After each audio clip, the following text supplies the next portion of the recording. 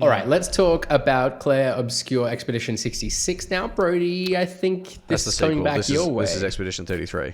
I was going to say, I don't think it's 66. I think I'm 66. thinking Order 66. I even put it in my notes that way. That's hilarious. What did you get to experience of the game? Was this a hands-on preview? Yep. Yeah, so hands-on Nice. preview. I had a PC build, which I played on my Asus Rogello. Oh, nice. Yeah, so it was effectively built as like the first 3 or 4 hours of the game, so a couple of meaty sections.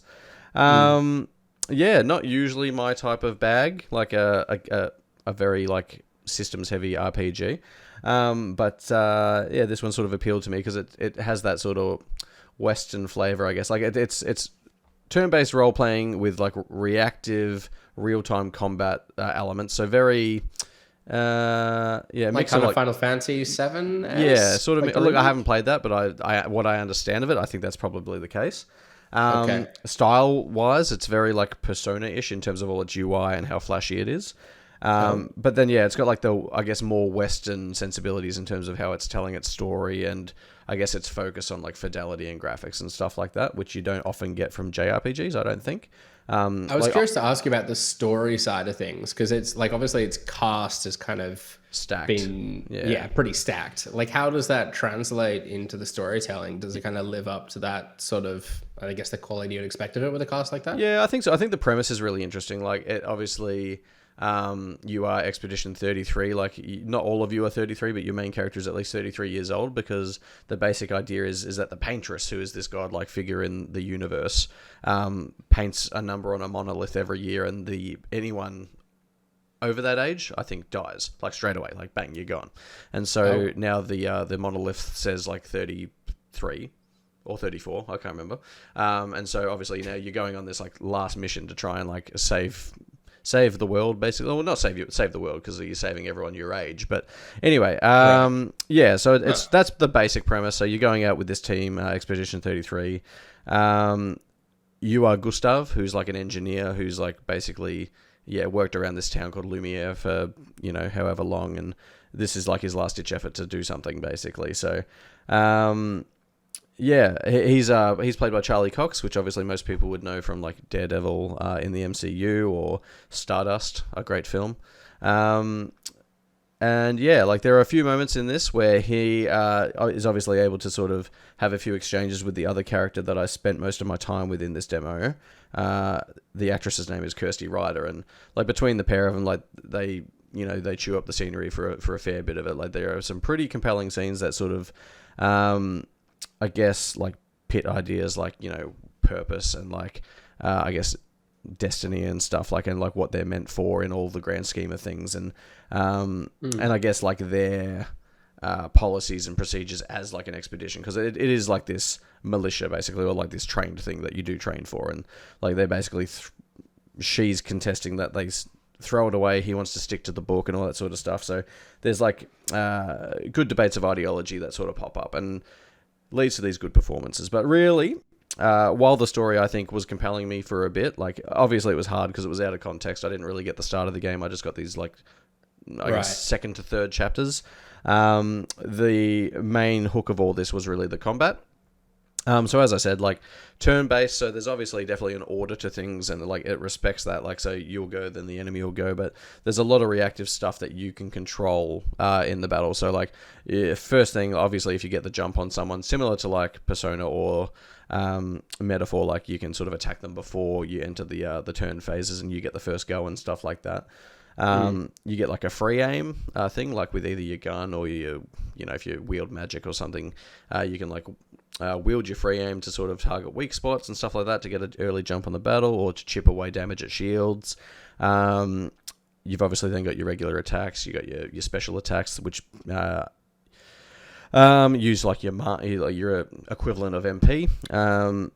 And then like whenever the enemy attacks, that's sort of where the reactive things come into it. Like it becomes sort of like quick timey. Like if the enemy does like a low sweeping attack, you can jump and counter, but it's all about the timing. You can parry. So yeah, like it keeps you on your toes. It's very engaging, and it's just it flows nicely. It's very cinematic, the combat. So yeah, sounds like they've made it more engaging than you might think a turn-based game to be. I mean, you're speaking to maybe the wrong audience here because Look, I think are I'm on the record of not being audience, if I'm turn-based. I'm not even listening. I'm sorry. I'm just going to be honest. Yeah.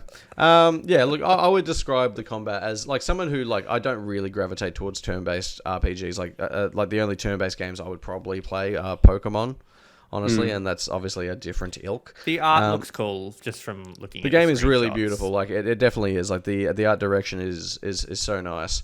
Like the worlds themselves are really like beautifully depicted. Like and they're very different in terms of like their biomes. Like the first one's, you know, you're pretty standard like fantasy fare, but then like you'll go into this like overworld and then move into the second section, which is like I can't remember the name of it, but it was like, you know, the breathing ocean or like the living sea or something like that, and it's basically all underwater, but you're obviously still breathing normally, like, and you're walking through this like water area, and like there's like whales swimming above you, and there's coral everywhere. It's really striking. So yeah, like it definitely strikes a very distinct image, like visually, like, and I think that's one of its strengths. And like the music's really nice as well. Like the arrangement by, I think his name is like Lorien Testard or something like that. And yeah, like its ability to like, you know, go big in terms of like the big choral chants and stuff like that for like the battle. Like the battle music's like really cool. Like, which I think is a must for a turn-based game like this. Yeah. But it definitely can hit like some softer moments as well. So I was big on the music, big on the visuals, and yeah, the combat definitely had me enticed enough that I would like to play more of this game. The story was driving towards a point that was very interesting, especially like given the concept where like people over a certain age have been being, you know, systematically killed off by this paintress. Like one of the last like hooks in this demo is like you meet a guy who's like really old and you're like, well, hang on, how does he play into this? How is he still about? So yeah, a few mysteries like that will keep it sort of ticking along. But yeah, I think the most unexpected thing about this is how like polished all of its systems are, like especially the combat for a team that it's literally their first game. Yeah. And like it's only a team of about 30 people, so like I'm impressed with what I've played so far, but whether it's got the legs to go, you know, for, you know, I don't even have a gauge of how long this game might be. It might be 12 to 15 hours. It was meant to be on the 20. tighter side, wasn't it? Yeah, it Like could be. Look, I'm not sure. Like, I feel like all the games that are linked to Game Pass lately are meant to be like tighter experiences. So I don't know if maybe that's the preconception, but I don't know. I could see this being maybe like a 20, 25 hour RPG, which I think could be like pretty mighty for a first game. So yeah, again, not really what I would usually gravitate to, but yeah, I think it's fun from what I played for sure. Do you think you've come away from it feeling more or less excited for the game than you otherwise were? I think more. Like I didn't really have it on my radar prior to this. Like I sort of knew of it from the developer direct, which surprised me. It was a part of that to begin with, but obviously Xbox have some belief in it to, I guess, back it for Game Pass for one, and then showcase it as they did. And then obviously it popped up again when I can't remember who drafted it in our fantasy critic. I think it might have been James. Oh no, I counterpicked it, I think. Yeah, I think it may have been James. And look, coming away from it, I think he could do okay for points on this. Like he could get a solid 10 points. Like it's, from what I've played, it's a solid little 8 out of 10. So yeah, I've come away curious. Okay, cool. I'm eager to see more of it. I think it's, you know, kind of maybe a bit of a question mark at the moment in terms of like Xbox's kind of first half of the year. Maybe South Midnight, maybe you could kind of put in the same sort of category. A Doom, the Dark Ages, obviously like a big hitter, but I'm curious to see sort of how these other kind like of borderline Xbox-aligned double A games they are come out. almost. Yeah. I have hope it'd be something quite sort of interesting, but I was naturally a bit skeptical of it, kind of given the experience of the dev team, which isn't, you know, all and everything, but I feel like we've had these sort of stories before where like you've had A-list sort of talent attributed to a game and it's just never quite sort of panned out the way you might expect. So yeah, I hope it does well, but for the sake of my fantasy critic, I hope it doesn't do too well. We'll have to see. April 24th, I think it's out though, so a little over a month away. Let's talk about the PlayStation VR 2 now. It did have a major price drop in the past week, going down from a launch price of $879.95 down to $649.95, which, if I remember my math correctly, is about $230 less than it once was. Shannon, what do you think this does for the uptake of the PS VR 2? That's a tricky one. Yeah, that is. I can't see it. I can't see people running off to buy it. But I think, like, given it's got PC compatibility and like, the price is like decent now. Like a Quest 3 is $800. So this at, did you say $630? I think $649.95. Yeah, $650. Like it's cheaper than that if you've got a PS5. And I think there has been more games recently with like Alien and Metro and a few others that have released. So I mean, it's not a bad deal, and I think it'll be cheaper like at sale events, and I do think more people will be inclined to buy it. I don't think it's going to move the needle to the point PlayStation support it more or anything like that, but I definitely think it is more reasonable, and it is still a really bloody good VR headset, like with the eye tracking and everything else and clarity. So I think it's worth it. Hey Brady, you're getting a lot of use. Yeah. Do you still own yours, Brody, or did you sell it? It's under the bed waiting for Midnight Walk. Mine is literally in the cupboard behind me, and like I just look at it every time I get a cable or something out. I forgot about Midnight Walk coming to it. That is cool. The problem isn't the price. I think it's literally just like putting it on. Like there's so many times I will go to put my Quest on, and like it's not charged, or like something's not downloaded, or things aren't updated, and it's just like too hard. To be honest, I think that's kind of part of my reluctance with VR as well. Like I've only got the Quest 2 nowadays, but it is just like a bit of a rigmarole set up, right? And you kind of just don't want to worry about that when you come home from a day at work. You kind of just want to jump onto the sofa and sort of play a game without much thought. That being said, I think the only thing really kind of turning around the luck of the VR 2 at this stage is got to be the software, right? Like at $649, sure, it's cheaper, but it's still a very expensive thing. And I think without the draw card of a game that you really want to play, it just doesn't seem all that justifiable. And maybe there is like games out there that you are super keen to play and experience in VR, in which case I'm sure this is really welcome news for you. But yeah, I mean, like my brother's overseas at the moment and has left his VR lying around. He's like, just go grab it and play something. And I have not taken him up on that offer as of yet, which I think is like kind of down to the software more so than anything, right? There's just not a game out there that I'm like hankering to play in VR. Maybe Midnight Walk. Yeah, I feel like if not for Midnight Walk, like the next time I'd probably endeavor to play PSVR 2 is if for some reason they can get that new Batman VR game onto the thing, like they could do a deal with Meta or something, or if they finally get Half-Life Alyx across. Like I can't really think of anything else that's gonna move it for me.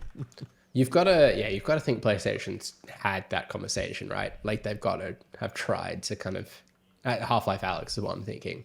Try and get that onto the console. I think the problem is again, this is probably going to sound more brutal than intended. I'm just out to make enemies today on this podcast. I just feel like it's been done. Like there's been some great VR games, but it can't really evolve past where it's been because there's just like only so much you can do in the VR world with like moving and motion sickness and stuff. And that is the problem. Like, I can't see a world where it's ever going to feel like beyond tech demos or like even if it's Assassin's Creed or it's X, Y, and Z, it kind of always feels like the same game just because of limitations of VR, no matter the technology. So I think for me, there's a lot more interesting stuff happening on productivity and just like entertainment. But for gaming, I do kind of feel like it's reached its limit. It's peaked. Gaming's peaked. It has peaked. But I think the form factor of the headset still is a thing. Like, I don't like the idea of a big clunky contraption, like kind of weighing down my face. But like these X-Real glasses and stuff, I think they're called, that have been like demoed at CES and like, if they become more readily available and at a sort of competitive price point, I'd be a lot more interested in that sort of thing. Like if it's a pretty kind of, I don't know, non-invasive experience, I'd probably be more for it. But I'm sure that comes with all sorts of trade-offs at this time until the technology improves. And is the technology going to improve if more people aren't kind of using what's currently on the market? It's kind of hard to say, right? So, yeah. Not doing a lot then. This price drop is the And there wasn't, the vibe I'm to be picking up. honest, there wasn't a lot of excitement around it. Like $230, $250, like it's a lot of money to drop off something, but there wasn't an overwhelming like, wow, now I'm going to get it or look into it. In the comments. Yeah, which I understand totally because, money, time, software. Yeah. There's got to be something you really want to play to pick it up. For sure. Maybe people would be more excited for a rugby league game coming later this year. It was announced just this week after being teased way back in 2020. So my rapid fire question for each of you today, before we jump into what the wiki is, would you be keen to play a rugby league game? Shannon, I think I already know your answer. Yes, I would. I'm happy Big Ant's doing it. Again, everyone was shitting on them today. I don't understand why, but they've been fine. They've been fun games. Yeah, and good on Big Ant for just like carrying the torch for these like underappreciated, I think. Underserved. That's it. We wouldn't have them, that's the word I'm and I'd looking for. rather have them than not, even if they're bad. Brody, would you give a rugby league game a go? No. I'm more of a union guy myself, personally. I just can't. But, I just can't. We need a review of Rugby 25, and you can jump right on it. I'm just not a big sports game guy. Like, it's been so long since I played FIFA, but FIFA was like the only one I was like really kind of getting around. But yeah, I'm not a big sports game guy. I am a big fan of What the Wiki, though, the Press Up podcast game show where the previous week's winner reads part of a Wikipedia page for an unknown game, and we, the contestants, must guess the game. A point is awarded for each correct guess, with the round concluding after one person scores 2 points.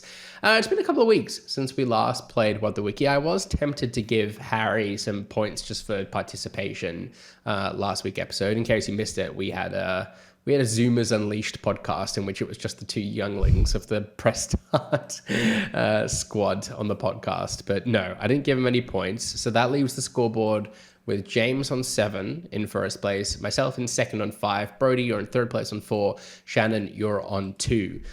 So hopefully we can get everyone some points today, move you up the scoreboard. I need somebody kind of competing with James up in first place. So good opportunity to catch up. In James's absence, I have volunteered to host What the Wiki today. So contestants, if you're ready, I will read game number 1 for you. Sure. Raring to go. Gameplay is generally the same in each level. The player receives a task at the command post, goes to the enemy territory, performs the task, and returns to base. Common tasks include protecting a target from enemy attacks or finding and rescuing survivors and hostages. The game consists of 8 levels with increasing difficulty, and the player can save their progress after each level. Viewed from a first-person perspective, the gameplay is restricted to 4 directions, as turning spins the player around by 90 degrees. The player's exoskeleton can be equipped with a variety of weapons, such as a plasma cannon and grenades. The suit also carries a portable first aid kit and generators of protective fields. Weapons, ammunition, and other useful items can be selected and installed at the beginning of the level, and can be collected from destroyed opponents and dead soldiers later in each level.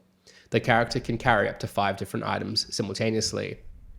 The deluxe CD edition of the game, released in 1994, includes the original game along with the 1993 expansion pack Operation Scour, giving a total of 34 missions. This edition also includes 330 megabytes of additional mission briefings and character speech, as well as new gameplay music. Paying attention now. The game is a first-person shooter video game developed and published by Bethesda Softworks. It is based on the Terminator film series and was released in 1992 for DOS. It is Bethesda's second Terminator game following The Terminator, released in 1991. Shannon. Terminator 2. It's not Terminator 2, no. I see Brody is deep in thought. I felt like this I didn't was even know probably... they made Terminator games. That's news to me. Yeah, No, this game is quite a shock to me. I reckon I would have played this, but I just don't know the name. What if I give you a clue? I figured we were going to get here. Yeah, So look, it good is shout. The Terminator, followed by a year. Right. Oh. Terminator. Am I back in? Yeah. Yes, you're back in. I've got no more text to read. Oh, I don't even know. Terminator 1994. It's more Brody. in the future than that, Brody. Okay, I don't even know when Terminator was. Terminator, is it 2099? Not 2099. No, lower. Okay. Shannon. Shannon? Terminator 2098. Brody. No, not that. Okay, lower than that. Brody. Brody. 2089. Not 2089. No, I thought it had a fucking it does number. end in a 9. It is 2039. Okay, Not Brody. lower than 2039. Brody. 2079. It's not 2079. No, lower Terminator than 39. 2029. Oh, It is 2029. Okay. Shannon's Dang it. got it. I knew it ended in 9. I've seen a t-shirt of it. God damn Yeah, it. it's Wow, it's coming up, Terminator isn't it? 2029. Yeah, not that far away. Which I mean, aren't the Terminator movies aren't they meant to have happened? Am I remembering that correctly? Yeah, possibly. Yeah. Anyhow, Somewhere in the ballpark. It's been a while since I watched them. Shannon, that bumps you up to 3 points now. Game number 2. The game is an adventure game in which players control the titular alien from a top-down perspective. The objective is to collect 3 pieces of an interplanetary telephone. The pieces are found scattered randomly through various pits, also referred to as wells. There is no overall time limit.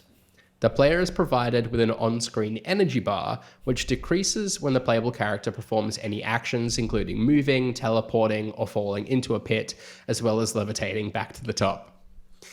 To prevent this, you can collect Reese's pieces, which are used to restore his energy, or when 9 are collected, you can call Elliot to obtain a piece of Brody. the telephone. Brody. Was this E.T., the extraterrestrial?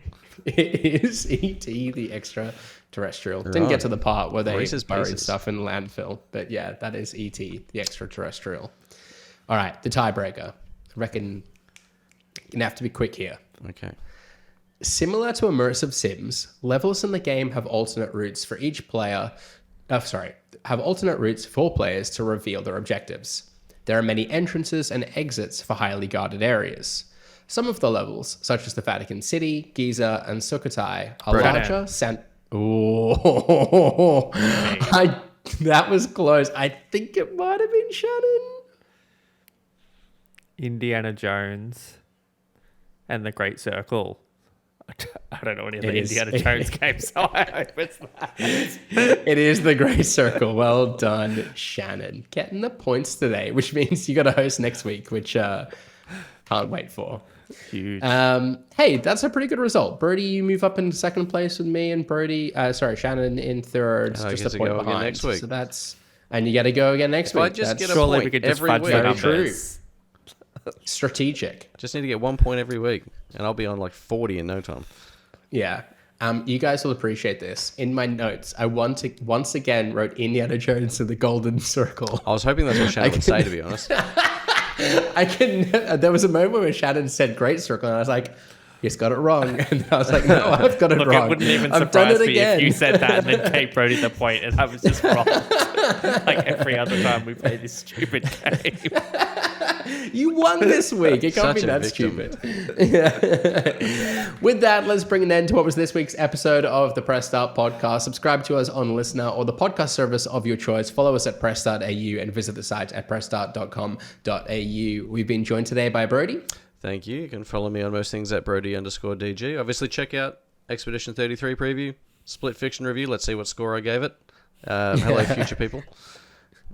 Anyway, that's it. And also joining us today, it was Shannon. Yeah, you can follow me at Shannon Grixty on everything. And I've been your host, Ewan. You can follow me on my socials at Ewan_Roxburgh. Thanks again for tuning in. And until next time, happy gaming. Bye. Bye.